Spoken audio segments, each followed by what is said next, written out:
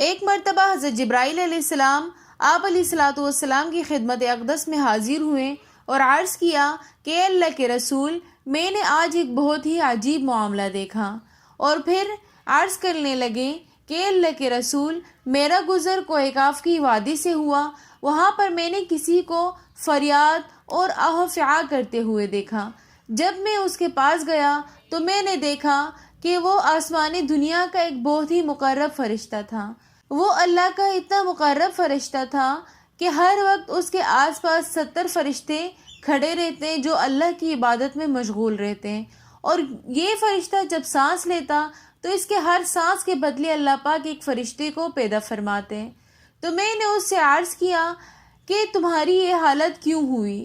تو اس نے بیان کیا کہ معراج کی رات میں جب آپ علیہ الصلاۃ والسلام میرے پاس سے گزرے تو میں نے آپ علیہ الصلاۃ والسلام کی تکریم کی پرواہ نہ کی، اور اللہ پاک کو میری یہ ادا پسند نہ آئی، اس لیے اللہ پاک نے مجھے آسمان کی بلندیوں سے زمین کی پستیوں میں بھیج دیا۔ تو پھر اس نے حضرت جبرائیل علیہ السلام سے کہا کہ آپ جب اللہ تعالیٰ کے دربار میں جائیں تو اللہ پاک سے میری سفارش کرنا کہ مجھے معاف کر دیں۔ حضرت جبرائیل فرماتے ہیں کہ جب میں آسمان دنیا پر گیا تو میں نے اللہ پاک کے سامنے اس کی سفارش کی۔ اللہ پاک نے فرمایا کہ اس سے کہو کہ آپ علیہ الصلاۃ والسلام پر درود بھیجے۔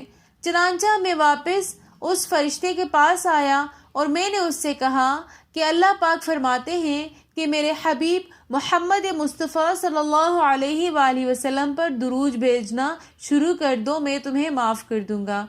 چنانچہ جبرائیل فرماتے ہیں کہ اس فرشتے نے درود پڑھنا شروع کر دیا، اور میرے دیکھتے ہی دیکھتے اس فرشتے کے جسم پر بال اور پر آنا شروع ہو گئے، اور وہ زمین کی پستیوں سے دوبارہ آسمان کی بلندیوں کی طرف پرواز کر گیا، اور دوبارہ اپنی مسند پر فائز ہو گیا، دوبارہ اپنے تخت پر برجمان ہو گیا۔ یہ واقعہ معراج النبوہ سے بیان کیا گیا ہے۔ اگر آپ کو ہماری یہ ویڈیو پسند آئی ہو تو ویڈیو کو لائک، کمنٹ، شیئر اور سبسکرائب ضرور کیجیے گا۔ ملتے ہیں نیکسٹ ویڈیو میں، تب تک کے لیے اللہ حافظ۔